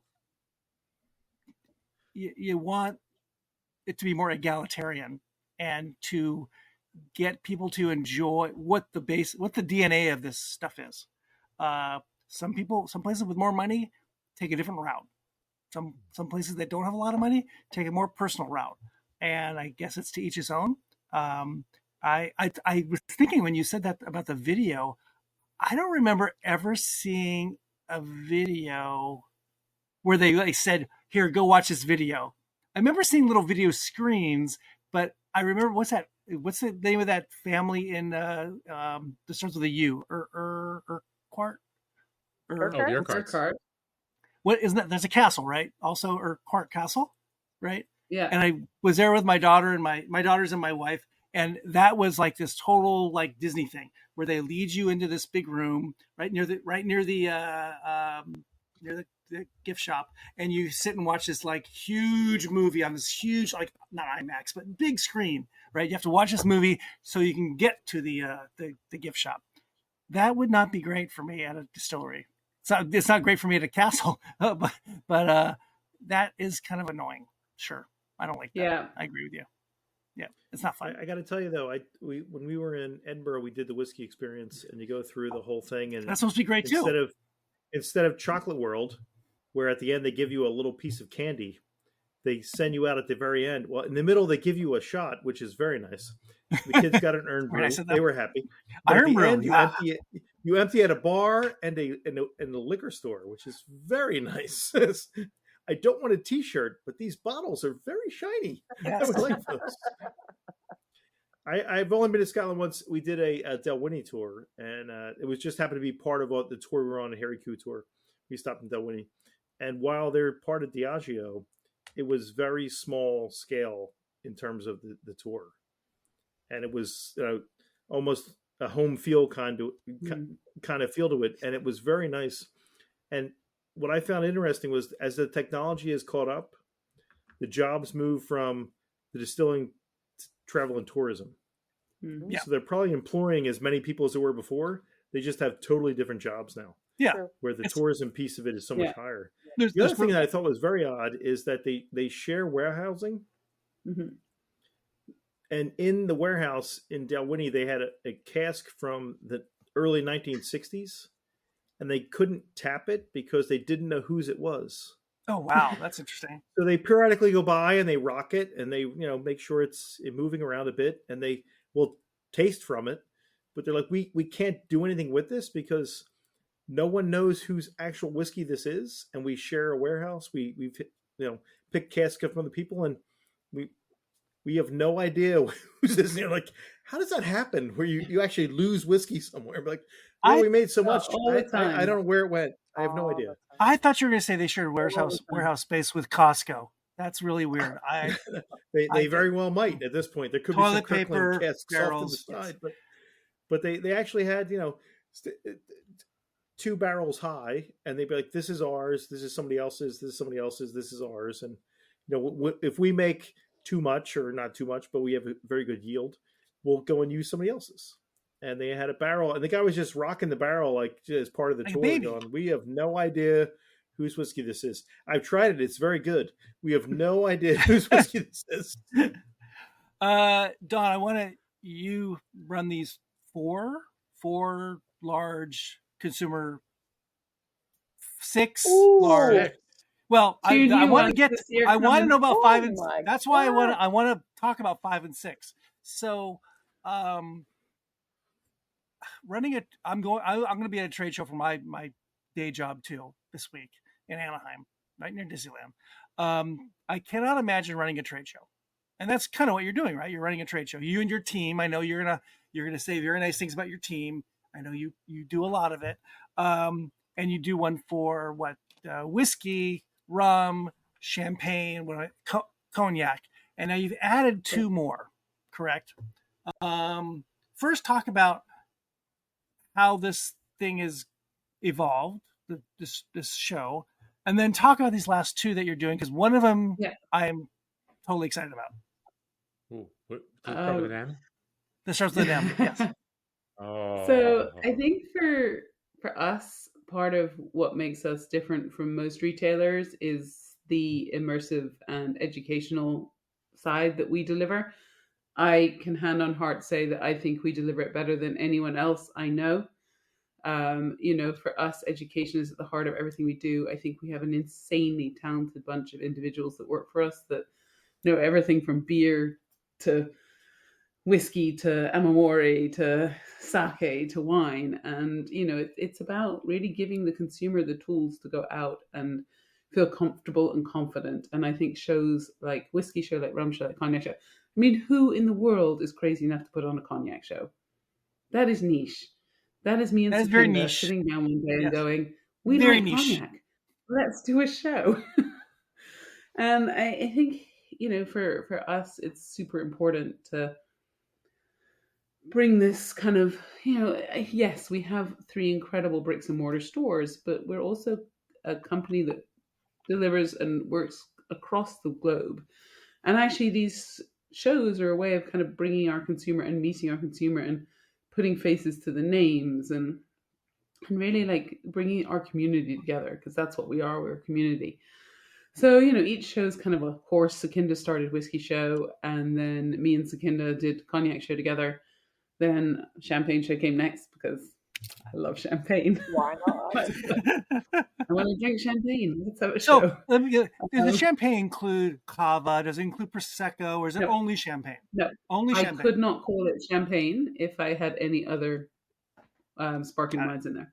You can't call the sparkling wine show. So cognac, we do have Armagnac and Calvados now, but no other brandies outside of France.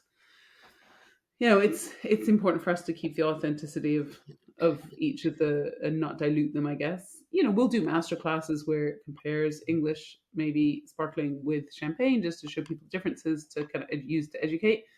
But we've had guest spirits and things like Whiskey Show. But yeah, the 2 new ones, we are going to do mezcal and tequila, because, as we all know, mezcal and tequila is booming all over the world. And I think, especially with mezcal, there's still a lot of mystification around it. I think people are still very scared of it. They all think it's all smoky, and we all know it's not. And so I really wanted to do that. And hopefully we're working on something super cool with that. And then when is that? The next one I wanted to do. When's the mezcal? I'm working on my calendar. Me and the team have a meeting this week to kind of break down everything and say what we want to do. But yeah, hopefully we've got some really good things coming with that. And then, Whiskey Show is big now. I mean, Whiskey Show is huge. And for anyone that wants to walk into that show as a beginner, it's hugely daunting. I wouldn't want to start my whiskey journey at Whiskey Show. I think, Whiskey Show is for someone that's got a bit of confidence. It's big, it's bustling, it's very geeky. So I wanted to bring the next generation into whiskey. And so we're doing a show called Welcome to Whiskey, which is pretty much going to be everything under 100 pounds, very basic. It's going to be the big boys, the small guys, but very, very curated. Every sort of stand has been chosen by myself and my team to kind of really show the diversity within whiskey, but in a really simple, clear way. And we're going to basically break down whiskey into the sum of its parts. So in then hope that we bring that next kind of consumer through into the Whiskey Exchange and, of course, into Whiskey Show. That's busy. Awesome. That's great. When's that happening? When's that one happening, Dawn? So let me get this right. So cognac is March. Okay. Then April is Welcome to Whiskey. May is agave. July is rum. Okay. Yes, that's right.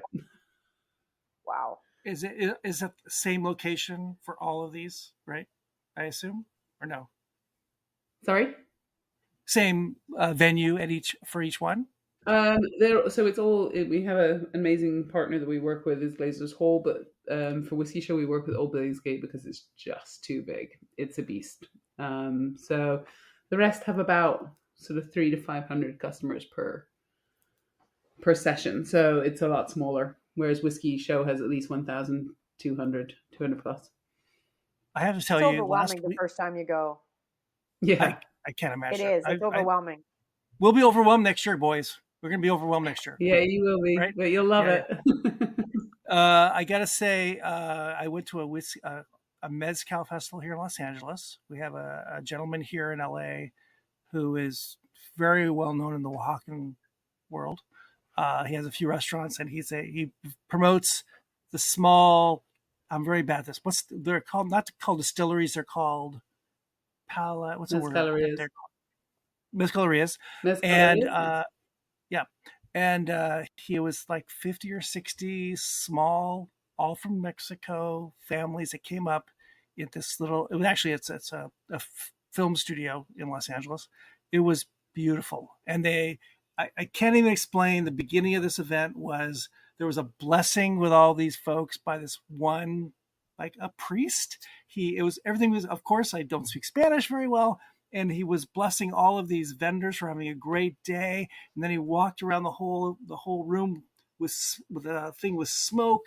And it was just beautiful. And everyone's so nice. Mm-hmm. And they're literally, this gentleman sitting here at the end of the table. He's my grandfather, and he's been doing this since he was 5 years old. And you really get the sense of terroir. You get the sense of place. You get the sense of family. It's a really beautiful spirit, and it's not all smoky, and that's such a misnomer. It really comes in all kinds of flavors and styles, and it's beautiful. So I wish you a lot of luck with that, because it's great. It's really taken a hold here in the United States too. It's big. We have kept you guys for 2 hours almost, and this has been just spectacular. We have talked a great Scottish themed movie, Local Hero. We have talked Scotch whiskey. We have talked Scotland with two friends, Johanne McGinnis, Dawn Davis. We cannot thank you enough for being on What We Watch When We Drink. Ladies, gentlemen, thank our friends here. This will be out. Please use that term loosely. Jeez. Very loosely. Which one, gentlemen? Gentlemen, ladies. Gentlemen or friends? Or friends. Where did you go with It's that? all loose. It's all fast and loose here. This will be on a podcast out within a week or two, I would think. Yep. And you can download this at your leisure, with a nice glass of something in front of you, and you can listen on the train. How about a nice bottle? It's 2 or a hours. bottle. I need a bottle. Or a bottle. It's 2 I hours. need a bottle. I need a Yes. bottle. This is Many Drams. The Many Drams episode. This has been really wonderful. The episode. Yes. By the way, we may not give a damn, but we do give a dram. That's true. Yes. No, we take a dram. And I can't wait.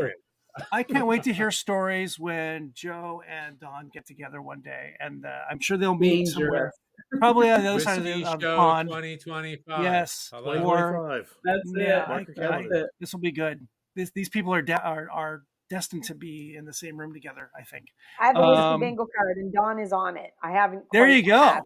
Yeah, I do. I have a whiskey bingo. Every time I meet somebody, what I consider like famous from the whiskey fabric, I like bang, bingo dabber, done. Hey, so she's still on my. Joe, have you met Sukhinder? Yes. Oh, you have met Sukhinder. Okay. I did. Wait. Yeah. Joe, did you mark us off? Oh yeah, we were the first one. We were marked off long ago. Duh. That's a different board. You know what That's it is? not the famous. She's looking for like 3 little plots, and she's just still mapping it out. She marked us off. She's got to find the right location. She's marking us. Pat Lefroy, Pete Bog is looking further back. No. Cleveland. She's coming up with new email addresses as we speak. Yes. We're getting buried in Make Cleveland. the bingo. Is that what we're saying? McGinnis.Joanne@gmail.com. Joanne.McGinnis@gmail. She's signing up as we speak. Yep. They're going to wonder what's going on there at Lefroy. Ladies, thank you so much. This was great. We love seeing you. Thank you. Thank you for coming back on. Thank you. This is so fun. Thank you. Don't You know go what you just anywhere. did? You made a dream come true. You did. That's what you did. You did. Right? Yes. We had a whiskey dream. It was a whiskey fever dream, but it was a whiskey dream nonetheless. Yes. It's like being at And let Disneyland. us know if either of you are near us, we'd be more than happy to meet you up in person. That's right. Absolutely. Come to the States. Yeah. 100%. Cheers. Don't go anywhere. We're going to run the credits, and then we'll chat for a bit afterwards. Thank you again. And have a great Sunday. Cheers, folks. Cheers. Where's the credits? Oh, there they are. Cheers. If you enjoy this show, please subscribe on Apple, Spotify, Stitcher, Google, Audible, and anywhere else you get your podcasts. You can also find us on boozedancing.com. And if you have any questions, comments, show or drink suggestions, email us at boozedancing@gmail.com. We'd love to hear from you.